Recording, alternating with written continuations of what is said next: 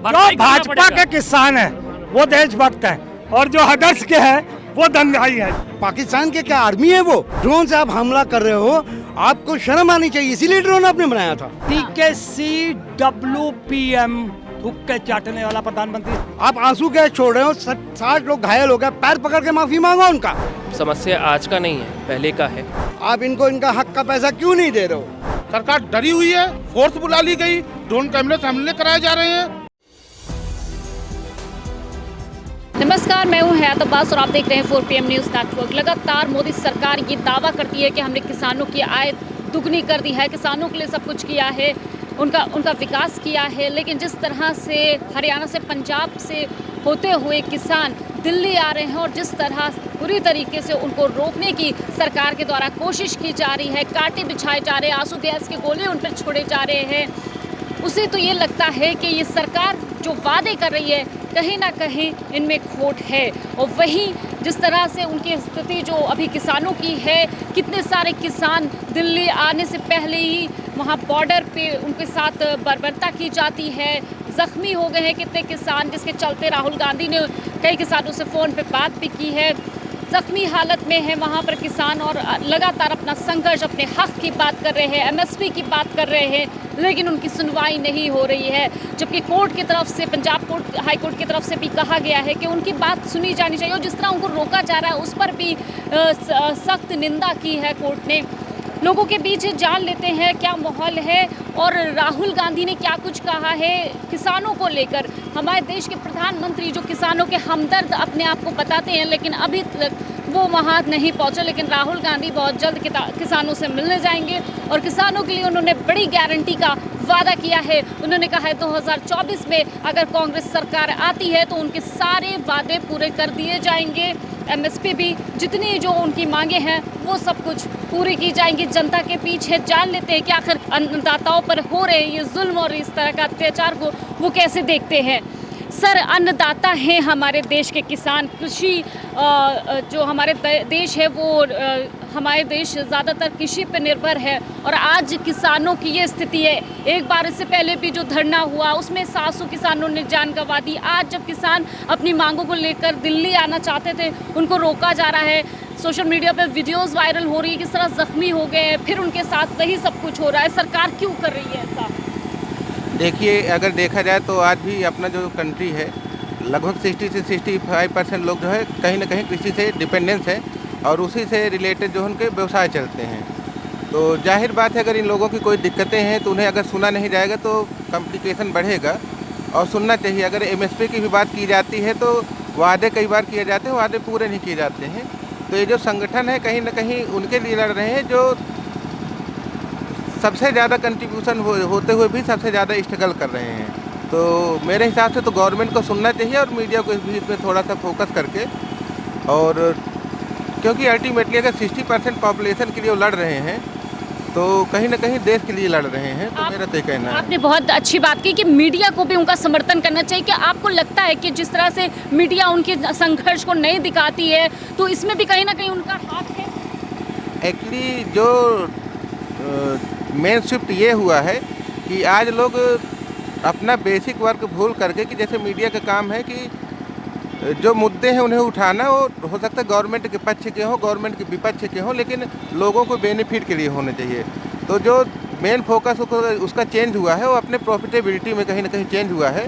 तो अगर उन्हें प्रॉफिट कहीं से आता है तो कहीं ना कहीं पार्शियलिटी भी करते हैं। तो मुझे लगता है, मानते हैं कि अन्नदाताओं के साथ अन्याय एक बार फिर से हो रहा है सरकार के द्वारा, जो उनके साथ नज़रअंदाजी की जा रही है और उनके जो रास्ते में वो अपनी बातें तो कहने आ रहे हैं, सुन लेना चाहिए सरकार को? मैं ये तो नहीं कह सकता कि एक बार फिर से हो रही है, क्योंकि एक क्रोनिक डिसीज है और कोई ऐसा नहीं कि उबाल आया एक बार में हो गया, दोबारा सही हो गया, फिर हो गया। तो ये तो लंबे समय का सोल्यूशन है, लेकिन हाँ उनकी बातें सुननी चाहिए और अगर कोई संस्थाएं भी हैं तो उनको सपोर्ट करना चाहिए, स्पेशली अगर मीडिया की बात करूं तो। बिल्कुल। और सर, आप क्या कहना चाहेंगे? किसानों का संघर्ष देख रहे होंगे, सोशल मीडिया पे देख रहे होंगे। सर, उसमें किसान के संघर्ष तो ये तो उनके मुद्दों को उठाना चाहिए, लेकिन साथ में क्या उसके साथ पॉलिटिक्स भी हो रही है। जैसे पिछली बार जब धरना प्रदर्शन हुआ था उसमें राकेश टिकैत जी ने अपनी पॉलिटिक्स की। जो उनके पिताजी जब किसानों का नेतृत्व करते थे ये इस चीज़ में इन्वॉल्व नहीं हुआ करते थे। किसानों का असली मुद्दा उठाते थे और किसानों को समर्थन भी करते थे, जनता भी समर्थन करती है। नहीं, आज तो राकेश टिकैत नहीं है और किसान जब अपनी मांग को तमाम एमएसपी की उनकी मांगे हो और तमाम मांगे सरकार से जो सरकार ने वादा किया था वो अभी तक पूरा नहीं हो सका। ये सरकार भी कुछ ऑटोक्रेटिक रूप में चल रही है, जो अघोषित रूप में ऑटोक्रेटिक रूप में चल रही है, जो ये गलत है और सरकार को इससे समझना चाहिए। नहीं तो एक दिन उखड़ना पड़ेगा। जैसे परवेज़ मुशर्रफ है और बाहर के देशों में जो भी ऑटोक्रेटिक सरकारें हुई थी उनको एक दिन तो उखड़ना पड़ा था, सद्दाम हुसैन जी भी उखड़े। तो इनको समझना चाहिए नहीं चाहिए कि हमें जो हैं वो अटल नहीं हैं। बहुत अच्छी बात कही है। तो क्या लोग सोच रहे हैं किसानों को लेकर, जान लेते आइए, कांटे बिछा दिए जाते हैं और उनके ऊपर हमले हो रहे हैं, उनकी स्थिति देख रहे होंगे, कैसे देखते हैं? अन्नदाता है वो। पॉलिटिकली मैं इस पे कोई कमेंट नहीं करूँगा। अगर आप देखेंगे अन्नदाता किसानों के बारे में तो ये समस्या आज का नहीं है, पहले का है। एमएसपी की जो मेन मुद्दा है वो आज का नहीं चल रहा है, कांग्रेस के टाइम के हिसाब से चल रहा है। और ये भी हमको समझना चाहिए कि गवर्नमेंट ने काफ़ी प्रयास भी किया है और कहीं ना कहीं कुछ चीज़ों में अगर प्रयास पूरा नहीं दिख रहा है फार्मर्स को या किसानों को तो बातचीत करके एक टेबल पे बात करके इसको सुलझाया जा सकता है। लेकिन वो तो दिल्ली आना चाहते थे ना, तो उन्हें रोका क्यों जा रहा है? इतनी कीले कांटे ये सब बिछाने की क्या ज़रूरत है? आ जाने दें। ये चीज़ पहले भी आपने एक बार देखा होगा, किसान लोग आए थे, लेकिन कुछ ऐसे उसमें से अराजकता जो फैली, मैं सभी को तो नहीं कह सकता, कुछ ऐसे है। तो मेन मुद्दा यही होगा सरकार का, शायद इसी वजह से उन्होंने रोका होगा।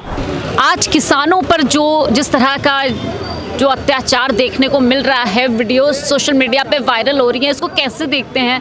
अपना हक मांगने आ रहे हैं, लगातार उन पर इस तरह से हमले हो रहे हैं, कैसे देखते हैं? आम जनता कैसे देखती है? क्योंकि वो अन्नदाता हैं, तो आम जनता उनके आभारी होनी चाहिए। कैसे देखते हैं? आम जनता एहसान फरामोश है, सिर्फ उनको मोदी का ही नमक अच्छा लगता है। उनको चुल्लू भर पानी में डूब मरना चाहिए। जो तुम्हारे अन्नदाता हैं, सुबह से शाम तक खेत में रह के लिए तुम्हारे लिए पेट भरते हैं, तुम्हारा रोटी तुमको देते हैं। आज वो बॉर्डर में उनको, पाकिस्तान के क्या आर्मी है वो, ड्रोन से आप हमला कर रहे हो, आपको शर्म आनी चाहिए। इसीलिए ड्रोन आपने बनाया था। आप आंसू गैस छोड़ रहे हो, 60 लोग घायल हो गए, पैर पकड़ के माफ़ी मांगो उनका। जनता आपको कभी माफ़ नहीं करेगी, कभी नहीं करेगी माफ़। किसान ने मांगा क्या है? आज यूरोप के 17 देशों में हो रहा है आंदोलन, 17 देशों में, पूरे दुनिया में हो रहा है। बर्लिन को घेर लिया जर्मन के किसानों ने, और फ्रांस में पेरिस को घेर लिया है। वहाँ के राष्ट्रपति क्या बोल रहे हैं? ये उनका अधिकार है, मेरे किसान को कुछ नहीं होना चाहिए। सीखो मोदी जी, सीखो, दुनिया से तो सीखो। विश्व गुरु बनते हो बड़े आए। तुम्हारे पास दुनिया ये बोल रही है, OECD का रिपोर्ट है, 55 मेजर कंट्रीज़ हैं वर्ल्ड में, उसमें सिर्फ एक इंडिया है जो अपने किसानों को भगवान भरोसे छोड़ दिया है। एमएसपी की मांग है, क्या गलत है? एमएसपी में इनका 1.5 से 2 लाख करोड़ जाएगा। आप 10 लाख राइट ऑफ कर दे रहे हो, आप पूंजीपतियों के 10 लाख राइट ऑफ कर दे रहे हो। आप इनको इनका हक का पैसा क्यों नहीं दे रहे हो? क्यों नहीं दे रहे हो? आप ड्रोन चला के क्या जानने का? विश्वगुरु, आपको शर्म, चुल्लू भर पानी में डूब मरो आप। एक तरफ मोदी जी 400 पार का नारा दे रहे हैं और ऐसे में अन्नदाताओं को जो जिस तरह से ये तकलीफ हो रही है, जो समस्याएं हो रही हैं, एक तरफ राहुल गांधी हैं जो कह रहे हैं कि सारे वादे पूरे हो गए अगर उनकी सरकार बनेगी। देखिए, बहुत राहुल गांधी ने पहले 2 काम किया था। एक भूमि अधिग्रहण कानून लाया था, जिसके आज कोई पूंजीपति उसकी ज़मीन अगर हड़प भी ले तो 5 गुना उनको दाम देना पड़ेगा। बहुत अच्छा काम था। आज वो एमएसपी की भी बात कर रहे हैं, बहुत अच्छी बात कर रहे हैं, वो किसानों के साथ जुड़े हैं। आपने भारत रत्न तो दे दिया। स्वामीनाथन की बेटी आपको आज धुतकार रही है, वो बोल रही है कि आपको शर्म आना चाहिए। स्वामीनाथन की बेटी इनको धुतकार रही है, जिनको भारत रत्न दिए, कि आप किसान के साथ अत्याचार ना करें, किसान कोई अपराधी नहीं है। कहाँ गए जैन चौधरी? किस गुफा में बैठे हैं? आप बताइए जैन चौधरी जी, आज किसानों पे इतना अत्याचार हो रहा, आप कहाँ हो? वही यही बयान स्वामीनाथन को रत्न दे दिया, भारत रत्न दे दिया, लेकिन एक तरफ उनकी बात नहीं मानी जा रही है, किसानों को नाराज किया जा रहा है। कैसे देखते हैं? जी जी हाँ। आज ये बताइए, किसान का कीटनाशक पे बढ़ा दिया, कृषि यंत्र पे बढ़ा दिया, डीजल पे 27 लाख करोड़ किसान से ले लिए, 2,87,000 करोड़ उनसे ले लिए, 70,000 उनको करोड़ दे दिए, 27 रुपया विशुद्ध किसानी से हो गया। आज अब सुबह से शाम तक टीवी चल रहा है, किसानों पे वार हो रहा है। और मेरे को तो ये समझ में नहीं आ रहा आम जनता कैसे इसको देख रही है, घर में घुसी हुई है। रोड पे आ जाए आम जनता।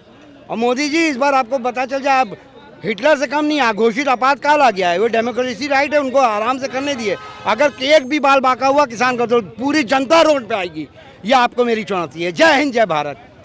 क्या मजबूरी है जो मोदी जी नहीं जा पा रहे किसानों की बात सुनने, जबकि राहुल गांधी की तरफ से ये आया है कि वो जाएंगे, और राहुल गांधी ने ये भी कहा है कि किसानों के सारे जो जितनी भी मांगे हैं वो पूरी की जाएंगी अगर उनकी सरकार बन जाती है 24 में। राहुल गांधी तो अभी सत्ता में नहीं है, सवाल तो सत्ता से किया जाता है। कोई भी मांग, जांच, धरना, प्रदर्शन, आंदोलन सत्ता से किया जाता है, सत्ता के खिलाफ होता है। सवाल इस बात का है कि इसी लखनऊ में एक प्रोग्राम होने जा रहा है, माननीय प्रधानमंत्री जी आ रहे हैं। देश के तमाम 3,500 उद्योगपति, उनके लिए लाल कारपेट बिछाया जा रहा है। बड़े बड़े होटलों में आज पेपर में, सभी पेपरों में निकला हुआ है, तमाम स्वागत की सारी तैयारियां पूरी हो जा रही है। उद्योगपति क्या कपड़ा पैदा करता है? कारखाने में मजदूर काम करता है। हम जो भी कुछ उपयोग करते हैं कारखाने में मजदूर बनाता है, और हम जो खाते हैं सब किसान पैदा करता है। मजदूर और किसान पैदा करने वाले हैं। जो पैदा करता है उसके लिए गोली, उसके लिए ड्रोन से हमला, उसके लिए बैरिकेडिंग, उसकी बात नहीं सुननी है। उसके लिए जो है खाइयाँ खोद देंगे रोड पर। जिस तरीके से राजा महाराजा के ज़माने में, राजा के दौर में खाई खोद दी जाती थी, आज दिल्ली के चारों तरफ खाई खोद दी गई, बैरिकेडिंग कर दी गई, ड्रोन से हमले किए जाए। ड्रोन कल मिसाइल गिरा देंगे, जलियांवाला बाग की तरह का मजदूरों पर गोलियां चला देंगे। ये सब हो रहा है, ये हम आंखों से देख रहे हैं। और बड़ी बड़ी मीडिया सब नदारत कर दी, दिखा नहीं रही है। तो एक तरफ सरकार की नीयत इसी से क्लियर हो गई कि एक तरफ उद्योगपतियों को, लुटेरों को सम्मान हो रहा है, और दूसरी तरफ मजदूरों, किसानों को गोलियों से और बंदूक से, ड्रोन से हमला करके उनको, उनकी आवाज़ सिली जा रही है, दबाया जा रहा है। ये नजरअंदाजी क्यों की जा रही है सरकार की तरफ से, जबकि सरकार कहती है हमने किसानों की बात मानी है, उनकी आय दुगनी कर दी। आज जब वो अपना हक मांगने आ रहे हैं तो इस तरह की हालात क्यों आ गए हैं, क्यों पैदा कर दिए गए इस तरह के? मैं पूछ रहा हूँ, 15-15.5 लाख करोड़ रुपया उद्योगपतियों का माफ किया गया, ऑन रिकॉर्ड है, सारे पेपरों में निकला है, मीडिया जानती है। 15.5 लाख करोड़ रुपया न पूंजीपति कभी धरना दिया, न प्रदर्शन किया, न कभी कोई जाना, गुप्त तरीके से प्रधानमंत्री ने माफ कर दिया। और एमएसपी की गारंटी की मांग किसान कर रहा है और रोड पर उतर रहा है, चिल्ला रहा है, भूखों प्यासे धरना कर रहा है, आप उसकी बात नहीं मानेंगे। कह रहे हैं कि खामोशी से बात हो सकती थी, इनके लीडर्स आ सकते थे, इस तरह से आने की जरूरत क्या थी? कितना साल बीत गया मांग करते? 10 साल बीतने जा रहा है। 2024 में चुनाव हो जाएगा, 2 राउंड की भाजपा की सरकार है, एमएसपी की गारंटी क्यों नहीं दीजिए? अगर कांग्रेस गलत थी तो ये सही काम क्यों नहीं कर दिए? कांग्रेस एमएसपी की गारंटी नहीं दिया तो भाजपा एमएसपी की गारंटी दे देती तो माना जाता कि सही था। उद्योगपति कभी धरना किए इस देश में? कभी नहीं किए। आपकी जानकारी में जब ये उद्योगपति धरना नहीं किए तो जिसका पेट भरा है, जिसको खजाना उड़ेला जा रहा है, ये और खाओ, और ले लो, और ले लो, और ले लो, जिसको दिया जा रहा है जबरदस्ती को तुम ले लो, वो कभी रोता नहीं है। रोता वो है जो भूखे रहता है, प्यासे रहता है, भूख लगती, तकलीफ होती, वही रोता है। दुनिया में कोई जबरदस्ती नहीं रोता है। बिल्कुल, बहुत अच्छी बात कही है। जबकि मोदी सरकार ये दावा करती है कि उनकी सरकार जब से बनी है किसान खुशहाल है, बहुत खुशहाल है, और शायद यही नतीजा है जो आज किसानों का ये हाल हो रहा है। बॉर्डर पे जिस तरह से बैरिकेडिंग की गई है, हमले करवाए जा रहे हैं, इसको कैसे देखते हैं? देखिए, सरकार वहाँ हमला करा रही है और बाकी जो देश के हिस्से में उससे मीडिया के जरिए किसानों पर हमला कराया जा रहा है। किसान मीडिया पे आप कैसे आरोप लगा सकते हैं? मीडिया उनके खिलाफ दिखा रही है, वो कह रहे हैं कि ये दंगाई है। कह रही है कि ये 2 करोड़ की गाड़ी से चलने वाले कैसे किसान हो सकते हैं? क्या इस देश में निश्चित कर दिया कि किसान गरीब ही रहेगा? उसके पास 2 करोड़ की गाड़ी सिर्फ अडानी अंबानी के पास रह सकती है? अगर ये किसान दंगाई है, सरकार के अगर अंदर हिम्मत है तो इन किसानों को ऊपर सीधा गोली चलवा के देख ले। मेरा चैलेंज है जो इनको दंगाई कह रहे हैं। चल तो रही है, इतने घायल हो गए हैं, क्या गोली चलवा के दिखा लीजिए सीधे, जिस तरह मुसलमानों के ऊपर उत्तर प्रदेश में CNRC में चलवाई थी, उसी तरह अगर चलवा के दिखा ले सरकार के अंदर अगर हिम्मत है तो।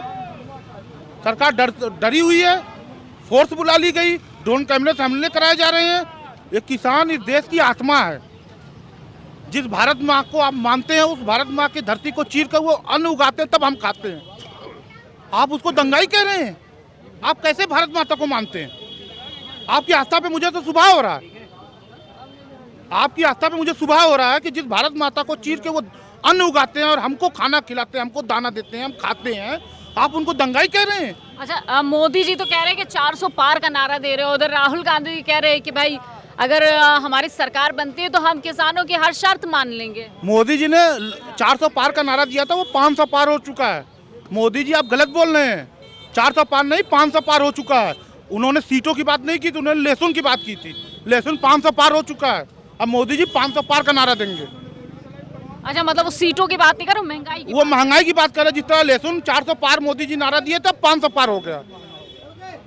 वो सीटों की बात नहीं की थी, वो लहसुन की बात किए थे। और निर्मला ताई कह रही है कि हम लोग लहसुन खाना छोड़ देंगे। हम भी खाना छोड़ देंगे जब देश के फाइनेंस मिनिस्टर छोड़ रहे हैं। तब भी तो सरकार बार बार उनकी ही बन रही है, प्यार तो उनको ही जनता का मिल रहा है।